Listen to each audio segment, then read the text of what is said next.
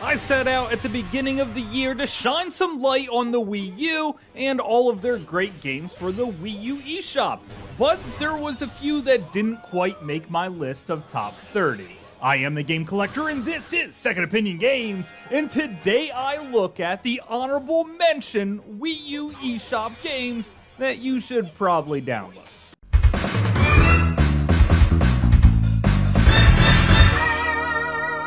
Second Opinion Games.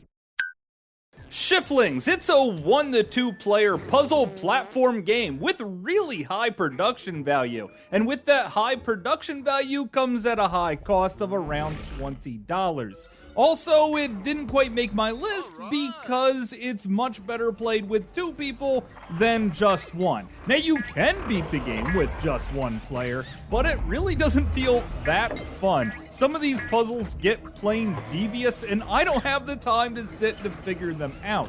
Even though this is an enjoyable game, it's just not for me. Epic 2 Draw a Stickman is a little bit more my pace and coming in at a much cheaper price, and you can't complain about the graphics here because it's you drawing them half the time on your own WiiU pad. Now, if you were a good artist, then this is probably your game. But if you're me, you're gonna be drawing really crude stick figures and really bad shovels and swords. And it makes the game feel a little ridiculous, and I get that that's half its charm, but the other half is supposed to be the puzzles and figuring them out. And sometimes I just don't have the patience to sit down and figure out what I'm supposed to do next, which it really should come naturally to you, especially this early in the game. But for me, it's not. 1001 Spikes, you definitely know exactly what to do. First you gotta get a key and then you gotta make it to the exit. And it's not gonna be easy, as in this game is punishingly difficult, just like a Super Meat Boy, because that game you just run off and die non-stop, and you do it here too, only here you have 1,000 lives instead of infinite lives, which you really do need because you're gonna be dying that much. Now Super Meat Boy was delisted, so I don't even want to talk about that, which is this is the whole point of me showing you all of these games, the fact that you have to get them now or they'll be potentially gone forever. I'm sure they'll live on another platform, but you know what? I really want to play them on the Wii U, even if I do just keep dying over and over again like I do in 1001 Spikes. Whoa, Dave! They weren't even trying to make good graphics with this one. It looks like a game that could be played on the Atari, but the action is insanely fast. It's sort of like classic Mario Brothers, mixed with a little bit of joust and maybe even a hint of bubble bobble as you pick up eggs and smash them into things and try to collect coins and just watch all the things that are happening on the screen as fast as possible. Now, this game is definitely best played with 2 people trying to outdo each other for the top score. Playing it by yourself, it's still a lot of fun, but again, you will die very quickly until you figure it out, and once you figure it out, well, it doesn't get that much easier. I love the great colors that go on, and the music in the background, and the strobing effects, and it's just a fun game straight through, just really too shallow. The Trine Series is definitely more epic in its story, graphics, and price tag. You could play with up to 3 people or just by yourself, switching back and forth between your 3 main characters. You have a wizard that can create blocks and move them around. You have a stealthy elf that's sort of like a ninja, all jumping around and moving fast and using a bow and arrow to take out its enemies, or you have a knight who also has a hammer as well as a sword and a shield, which is perfect for blocking enemy attacks. Using all of your characters and knowing how to use them at the best possible time is what the whole game is all about. Now, playing this with friends is definitely something you should do, but for you guys playing the Wii U, maybe you don't have that many friends, which is really sad because it's a great multiplayer experience. As playing by yourself, a little not so much, and that's why it just barely missed my list. Scram Kitty Off the Rails. It's a twin stick shooter with a unique storyline. There's also some gravity elements in here, and you just roll around, try to blow up stuff, and find lost kittens, I guess? A lot of people really love this style twin stick shooter, but it's just not for me. I'd much rather be playing Nano Assault, a twin stick shooter with gorgeous graphics and really compelling gameplay.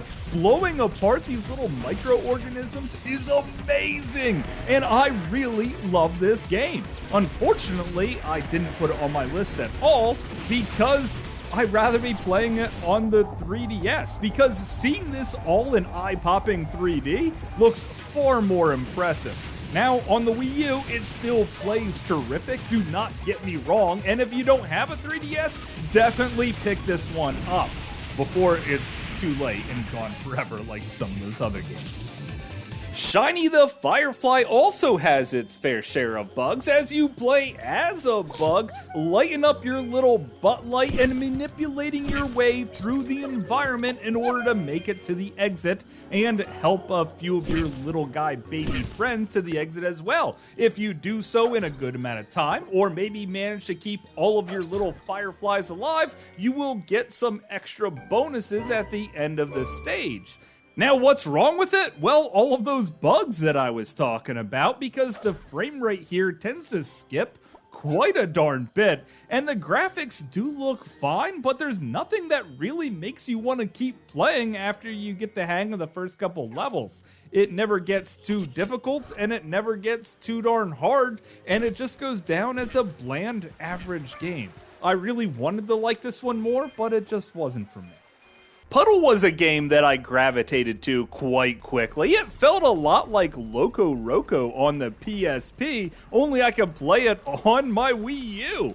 And it was just a physics-based puzzle game where you control bodies of water, or maybe just your environment, slightly tilting it back and forth a little bit, trying to get to the exit with as much of your water intact as possible. Or maybe there's even other stages where you just try to do different things with the environment. It's really fascinating to play this game, but maybe a little bit too intense. I get frustrated with this game really quick, and I always feel anxious as I watch my puddle dissolve into nothingness. It's just something that gets under my skin, and it just doesn't allow me to play it for really long periods of time at all.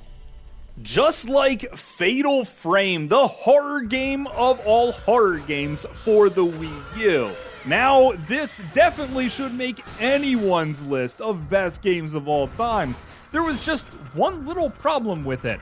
Every time I played it on the Wii U, I really didn't like using the tablet to control the camera obscura. Now, they re-released this game to be used with a real controller on all of the PlayStations, Xboxes, and even the Nintendo Switch, so I'd rather be playing a physical copy that I could buy rather than being forced to download this game. Which, by the way, was the entire reason I bought my Wii U back in the day, because I just could not wait for this game to come out. When it finally did come out and I found out that it was a digital-only game, I was really disappointed, and I still am to this very day. Typo Man. There's not many games where you start off as just the letter O and work your way up to become a hero. This is a 2D action puzzle platformer game with a little bit of spelling elements mixed in here just for fun. The way it uses the tablet is actually pretty inventive to spell things, to manipulate platforms in just the right way. Once you figure out how to work the puzzles though, well then replaying it is just easy and a breeze and a blast. It's a fun game to sit down with at any point in time, but you know what? It really never holds my interest for that long.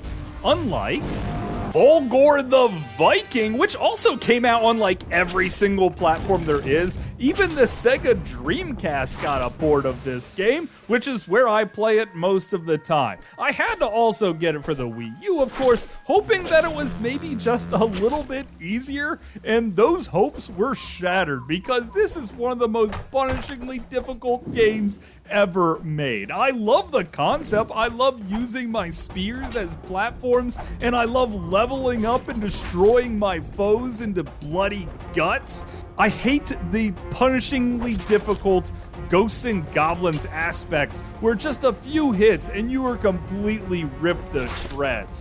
Why couldn't I have a huge health bar? At least then I would have a chance against this. Watching speedrunners move through this game is something that just keeps me in awe, but honestly, I can't even beat the second level of the entire game, and I've been playing it for years. So I kind of give up on this one. The Gunman Clive collection. This is a terrific couple of games here. There's the first one that's more of a black and white Game Boy art style, and the second one they up the graphics up a little tiny bit and add in a few more colors. Now this could also be played on the 3DS, which is where I mostly play it, and sometimes I even speedrun the game, unlike today, which I'm a little out of practice and having sort of a bad time here. But this is a terrific run and gun game that should be on anyone's top 100 list in general, not just the Wii U. Why did I leave it off the list? Well, because I'm dumb. Sometimes I forget things and make mistakes. So just take it at that. If you want to leave me a nasty comment down below, well then clearly this is justified now. Elba and Egg. This is a really interesting game where you play as a chicken and an egg at the same time. You only really have to worry about jumping with two different jump buttons. If you're on top of the egg, you could just make the egg jump and your bird goes with it. Or maybe you could just use them independently of each other. And that's really where the gameplay shines. Trying to control both items at the exact same time becomes really frustratingly difficult and fun to master. As you manage to clear some levels of the game, you're gonna find that it gets punishingly difficult. When you overcome those difficulties though, you feel like one of the greatest video game players in the world. This is a really fun game for just about anybody, but it probably can't be played by everybody because some people just can't manipulate two things at the same time like this, and I gotta admit, at some points in time, I don't feel like I can either. And finally, we have Epic Dumpster Bear. It's a really stupid 2D platformer game where you have a bear and jump on cows and get attacked by crocodiles and laser shooting birds. And the whole game is meant to be ridiculous, and the graphics and the gameplay are truly ridiculous. And even when you clear a level, rather than jumping on a flagpole, you do a belly flop face plant onto a giant target, which makes me laugh every single time I play it. Now, when I look back through the list of my top 30 best Wii U downloadable games, I'm sad that some of these didn't quite make it. However, sometimes I make mistakes, and some of the games that I talked about have been delisted. So I'm happy to tell you that you could take any one of the games on this list that I just showed you and just throw it in anywhere, and you will not be disappointed. But of course, that's just my opinion. Thanks for watching.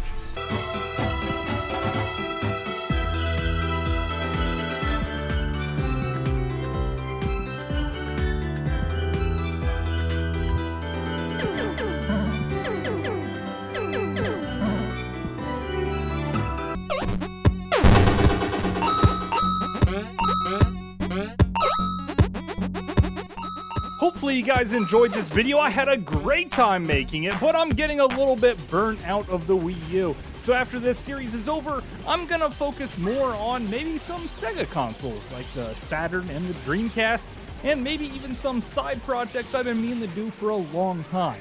So if you've got any great ideas of stuff you want me to cover in the future, please let me know in the comments down below. And until later, I will see you again, guys.